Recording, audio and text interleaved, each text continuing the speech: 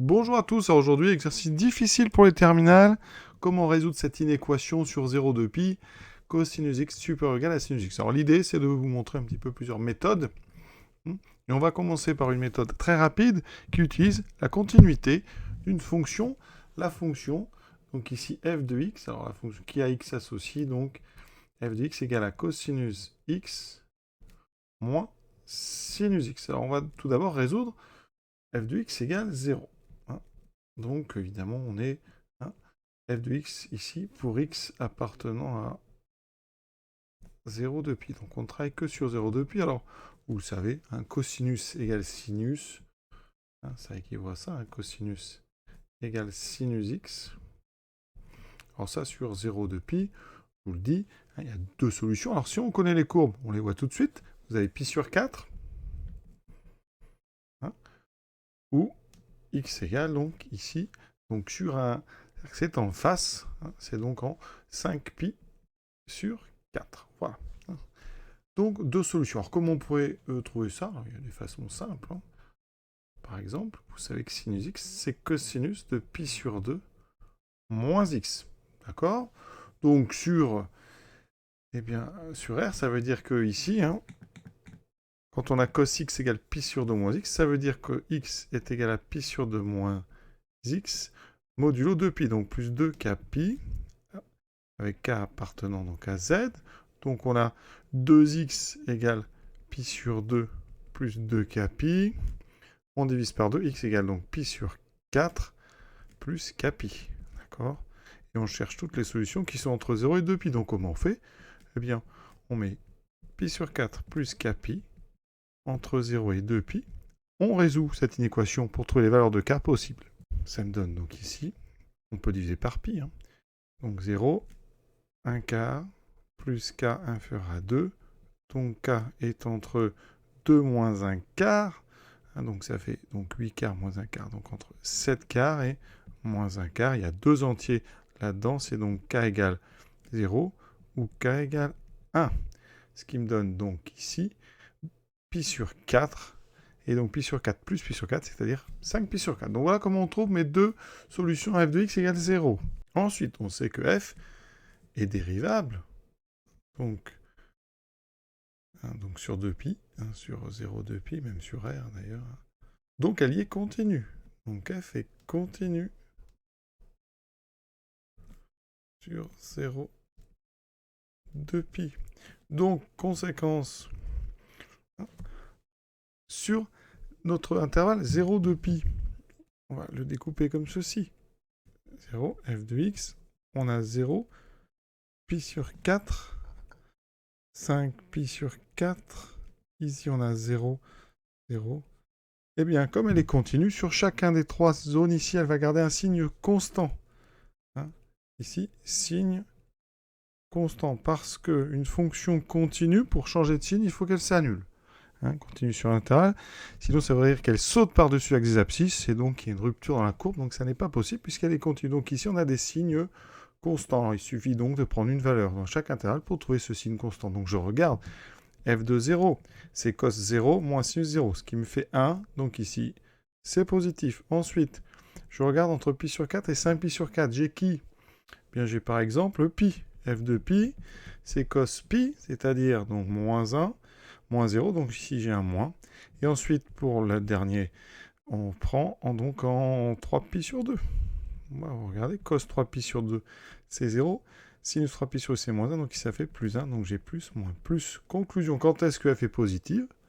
Donc de 0 à pi sur 4 et de 5 pi sur 7 jusqu'à 2pi. Donc ici, on a terminé. S égale 0 pi sur 4.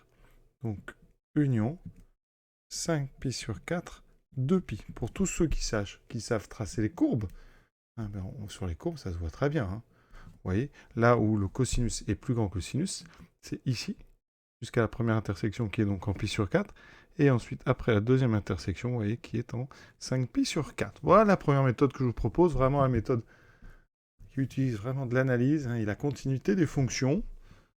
Intéressant. Deuxième méthode que je vous propose, une transformation trigonométrique assez astucieuse ici.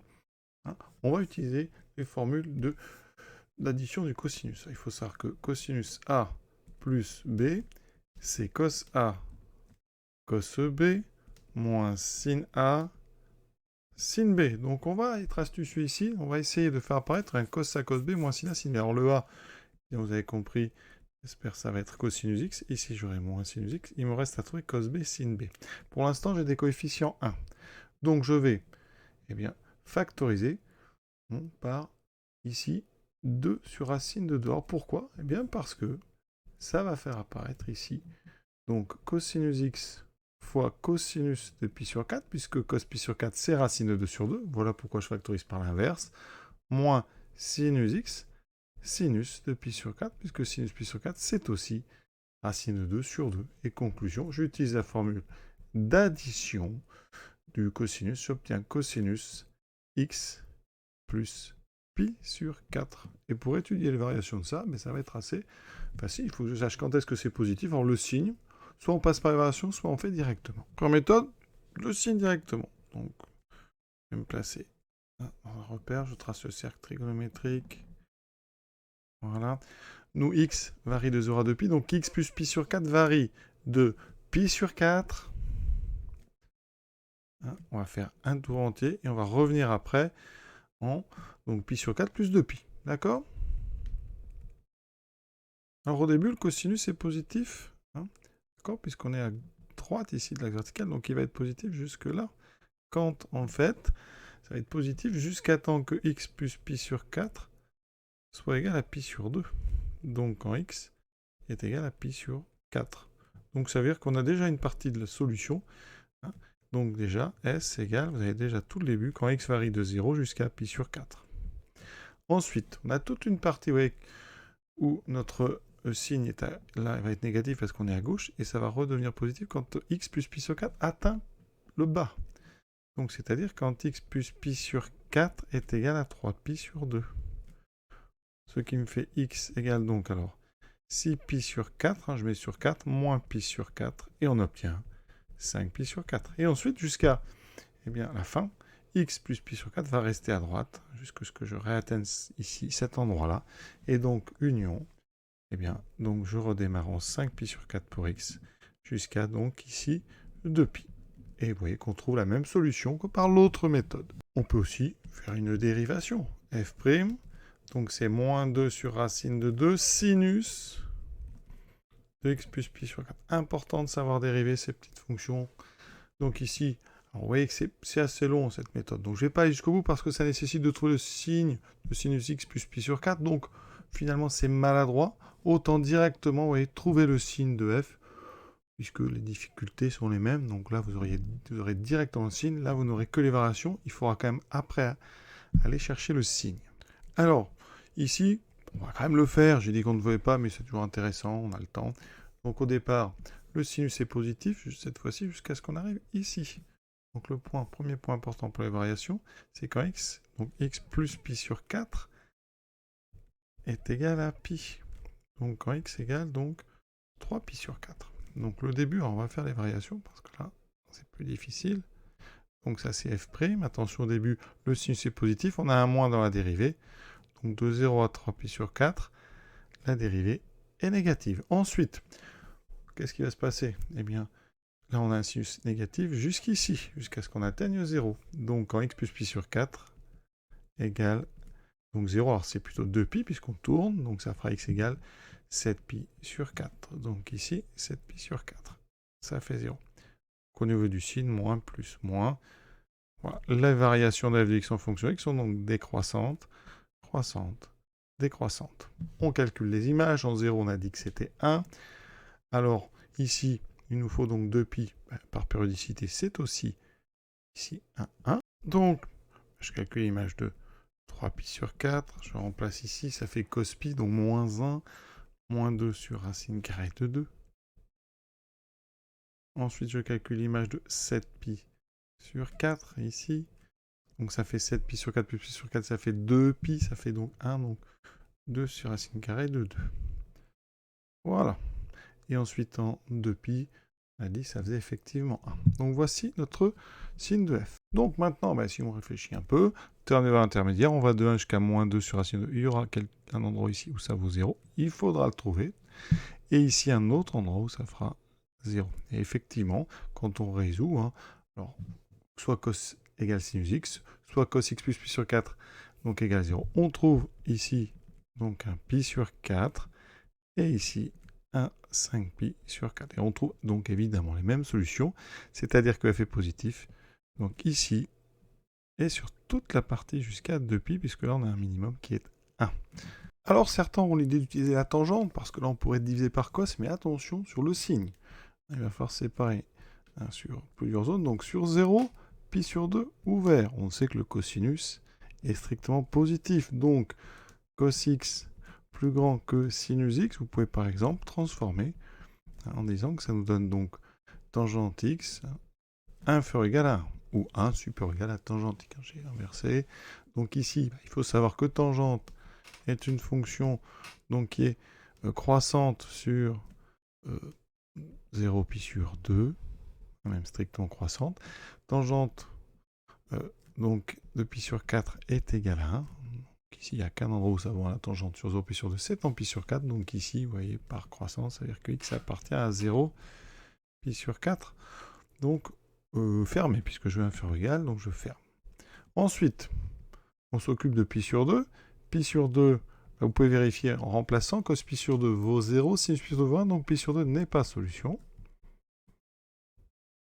Et maintenant, on se place sur l'autre intervalle, sur donc de pi sur 2 jusqu'à 3 pi sur 2. Cette fois-ci, le cosinus est négatif, donc quand je vais diviser par cosinus, attention, il y a un changement de sens, donc au lieu d'avoir tangente inférieure ou égale à 1, j'aurai tangente supérieure ou égale à 1. Je rappelle les mêmes choses, tangente, eh bien elle est strictement, donc pardon, on est sur moins pi sur 2, elle est strictement, croissante, toujours croissante, la tangente, sur donc l'intervalle, pi sur 2, 3 pi sur 2, et on sait que tangente, donc ici la tangente 5 pi sur 4 vaut 1. Ça veut dire qu'ici, par croissance, donc ça veut dire qu'on trouve ici x appartient à donc 5 pi sur 4, 3 pi sur 2 pour l'instant ouvert. Alors il y a du boulot parce que maintenant on regarde 3 pi sur 2, on remplace 3 pi sur 2, ça va marcher parce que ça fait cos 3 pi sur 2 qui vaut 0 et sinus 3 pi sur 2 qui vaut moins 1. Donc ça, c'est solution. Donc pour l'instant, notre premier bilan, on n'a pas tout fait, mais on a déjà une solution donc de 0 à pi sur 4. Ici, une partie maintenant de 5 pi sur 4 jusqu'à 3 pi sur 2. Et maintenant, il faut s'occuper de la dernière zone, donc sur 3 pi sur 2, 2 pi, vous voyez, beaucoup de travail. Ici, le cosinus va être positif. Et donc, on veut une tangente supérieure ou égale à, donc à 1. Dans ce cas-là, alors qui est-ce qui a une tangente inférieure ou égale à 1 dans cette zone-là? C'est donc tout ce qui est donc de 3 pi sur 2 jusqu'à la valeur qui correspond à pi sur 4, qui va dépasser 2pi. Donc ici, l'intervalle entier est solution. Donc x appartient au rajouter 3 pi sur 2 de pi. On a toujours ici une tangente qui est négative. Donc on retrouve, j'accélère un peu, mais on retrouve évidemment le même ensemble de solutions. C'est beaucoup plus long, moins pratique, mais ça me permet de vous rappeler quelques petits détails sur la tangente. Donc voilà un petit peu ce qu'on peut proposer comme méthode simple, sachant que la plus rapide de toutes, bien sûr, c'est celle qui utilise les intersections des deux courbes, donc les solutions de la fonction f, donc de x égale cos x moins sinus x, les intersections de la courbe de cette fonction avec l'axe des abscisses, et ensuite utiliser la continuité et le signe qui reste constant sur chacun des intervalles où la fonction ne s'annule pas. Ça, c'est intéressant et assez rusé. Voilà, exercice présent terminé. Je vous souhaite une bonne fin de journée à tous et à bientôt pour la suite de ces passionnants exercices pour se préparer à la prépa.